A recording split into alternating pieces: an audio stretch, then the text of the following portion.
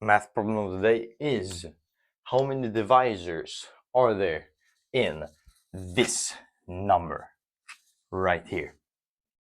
Well, okay, first let's prime factorize it. Okay, so 77 is 7 times 11, so this would be equal to 11 to the power of 7 times 7 to the power of 7 times 4 to the power 7 to the power of 4, which then would be equal to 7 to the power of 11 times 11 to the power of 7. How beautiful. Alright, and for this, okay, so now we've prime factorized this completely, since 7 and 11 are primes. And now we need to think about what are really divisors. Divisors are just numbers that contain all or less of each prime factor respectively. So meaning that, okay, for this 7 is a divisor and 11 is a divisor. So I could just, and if you choose basically none of them, meaning that you just get a 1, the power of 0, that is.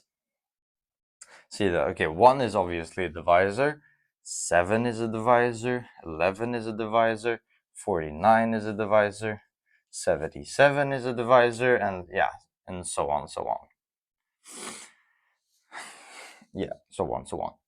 So how do we do this? Okay, as I said, we need to choose a number with the prime factors 7 and 11 with less than or equal to 7 11s, and yeah, 7 11s and 11 7s. Fuck, this is tongue twister. Yeah, less than or equal to 11 7s and less than or equal to 7 11s, and we can choose any way we want. Well, what are our choices here basically? Okay, so we need to choose how many 7s we want, and we need to choose how many 11s we want.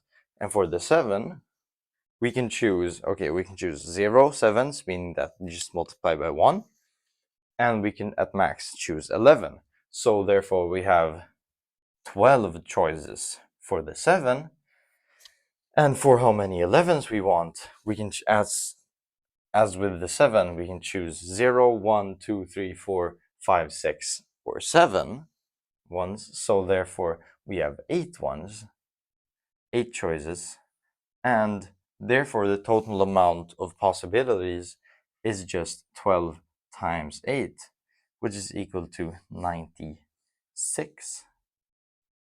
And that is our answer.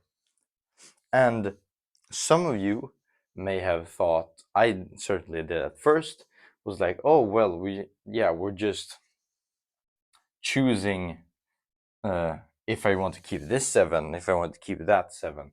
Like, I'm choosing every 7 differently, and therefore the solution would be 2 to the power of 11, 2 to the power of 18, or 2 to the power of 20 maybe. No, sorry, yeah, exactly, 2 to the power of 18. But that doesn't work, obviously, because 7 times 7 is the same as 7 times 7. It doesn't choose, it just matters how many 7s you choose, not which ones. So this is our final answer. And yeah, that was basically it. So thank you for watching, and